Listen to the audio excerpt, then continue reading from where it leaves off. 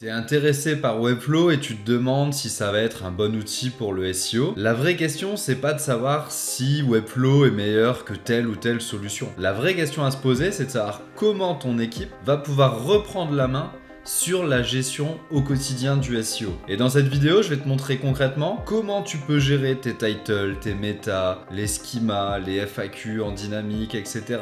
directement dans Webflow. Et ça va te permettre de comprendre que oui, c'est vraiment une solution qui aujourd'hui met l'accent sur le SEO, je dirais même met l'accent sur le AEO avec l'arrivée de l'IA et que tu vas pouvoir vraiment booster ton SEO dès demain. Hello, moi c'est Fabien, je suis le fondateur de WeFlow.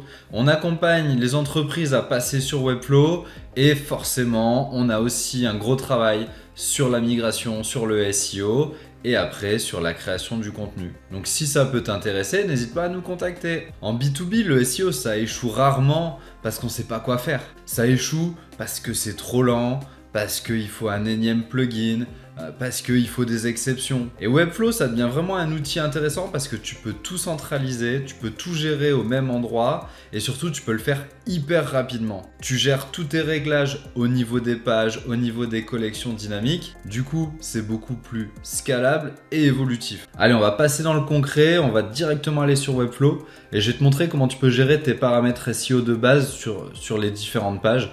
Donc là par exemple on va aller sur la home, quand tu cliques ici sur les paramètres, ça ouvre cet onglet et ça te permet d'arriver sur les différents settings de ta page. Déjà ce qu'on peut voir directement c'est qu'on a donc les SEO settings, donc c'est déjà assez cool parce qu'on peut avoir une prévisualisation du title tag et de la méta description. Donc à cet endroit là si on écrit des choses ça va tout simplement s'afficher ici plus haut. Ce qui est assez cool, c'est aussi que dernièrement, Webflow a intégré l'IA. Donc ça veut dire que par exemple on peut automatiquement générer un title tag et une méta description. Comment ça fonctionne? En fait ça va venir prendre les contenus que l'IA va trouver sur votre page et ça va vous proposer un title tag et une méta description. Donc ça c'est assez intéressant parce que ça peut vous permettre tout simplement d'aller plus vite. Donc là voilà, il nous propose agence Webflow et Figma, WeFlow expert certifié. Je peux aussi faire la méta et il va nous proposer agence Webflow Premium Partner, etc. Donc on voit que c'est des choses qu'il va reprendre de la page parce que typiquement là il y a des Webflow Premium Partner, il y a des avis, etc. Et c'est des choses qu'il a récupérées et qu'il va mettre ici. Vous pouvez le faire à la main, vous pouvez le faire avec l'IA. Forcément l'idée c'est que c'est un outil, donc vous pouvez faire de la meilleure des manières pour vous. On a aussi la possibilité soit d'indexer ou de ne pas indexer une page. Donc ça c'est hyper intéressant parce que forcément des fois on n'a pas envie d'indexer des pages, on fait de la landing, etc. On n'a pas envie forcément que ce soit vu en tout cas dans les résultats de recherche. Vous pouvez tout simplement le désindexer ici. On peut gérer les paramètres d'Open Graph, donc venir choisir un Open Graph spécifique. Donc là vous pouvez ajouter en fait tout simplement un asset et ça s'ajoute donc à ce niveau-là sur le site. Donc pour l'Open Graph, c'est ce qui est visible quand vous allez partager le lien de votre page. Et là où ça devient aussi intéressant, c'est la partie Schema Markup. Donc on est sur des résultats enrichis. Très concrètement, l'idée c'est que on puisse montrer qui vous êtes, ce que vous faites directement en fait dans les résultats Google. Et donc typiquement aujourd'hui il fallait passer par des outils spécifiques donc qui n'étaient pas forcément très complexes et sortir un code en JSON pour l'intégrer ici. Ce qui est assez fort, c'est que dernièrement Webflow a fait une IA qui permet de générer dynamiquement tout simplement ce schema. Donc ça va récupérer pas mal d'éléments directement de vos settings et vous allez pouvoir tout simplement directement le publier de cette manière-là. Donc c'est assez cool parce que ça permet de le faire facilement. Donc si vous n'avez pas forcément de grosses connaissances techniques, ça ouvre un petit peu la voie à cette partie-là du SEO. Et évidemment, après, quand on va un petit peu plus loin, l'idée c'est que ça puisse servir de base. Aujourd'hui, il y a plein d'outils.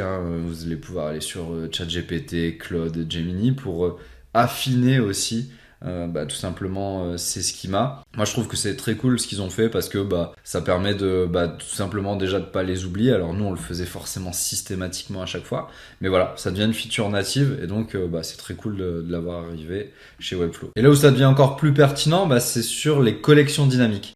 Typiquement on va prendre l'exemple le plus simple qui est l'article de blog. Donc là on arrive donc sur les paramètres de notre collection dynamique d'articles de blog. Et donc l'idée c'est, on pourrait très bien se dire je vais générer un title tag. Donc là typiquement on va avoir un title tag qui va être pris par rapport au contenu qu'on va avoir sur notre article de blog. Donc ça peut être intéressant, mais en fait l'idée c'est surtout d'y ajouter un élément dynamique. Donc on va aller venir chercher des éléments qui vont être pris directement depuis la collection dynamique. Ce qui est assez cool, c'est que là par exemple quand je génère, Webflow déjà va venir vérifier s'il y a un champ du coup d'une collection dynamique qui peut bien fonctionner. Et là on voit qu'il me met bien en fait ce que je veux, c'est-à-dire le title tag de l'article dynamiquement. Donc ça c'est assez cool parce qu'il se rend compte que c'est ça.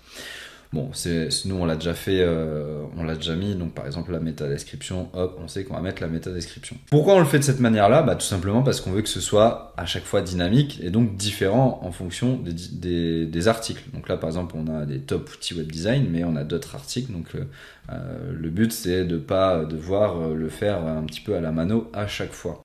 Là où c'est aussi intéressant, c'est qu'on peut faire exactement la même chose au niveau du coup du schema. Et donc, Webflow et du coup l'IA va être capable de le générer dynamiquement. Donc là, on va attendre quelques secondes. Et donc, on voit bien que le schema s'est généré dynamiquement, mais surtout, ce qui est hyper cool, c'est qu'il va venir rechercher dans les champs de notre collection dynamique ce qui existe pour pouvoir tout simplement l'adapter à chaque fois à l'article. Donc il va adapter le nom de l'article, il va adapter le résumé, il va adapter les dates de publication, enfin voilà tout ça. Donc ça c'est quand même hyper intéressant parce que clairement ça permet de gagner du temps, et si vous n'avez pas forcément de compétences ou de connaissances à ce niveau-là, vous pouvez le faire en quelques clics. Alors forcément on peut aller plus loin, hein, on pourrait aller voir comment on gère les tags, comment on gère la structure,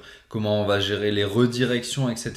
C'était pas forcément l'objectif de cette vidéo, c'était surtout de vous montrer les fonctionnalités un petit peu internes et la gestion title tag, méta et comment ça se fait surtout de manière dynamique. Je pense qu'on pourra creuser ce point-là dans d'autres vidéos, donc n'hésitez pas à vous abonner parce qu'on va essayer d'aller plus loin et puis de vous montrer et de vous donner surtout des tips beaucoup plus concrets. Voilà, à bientôt!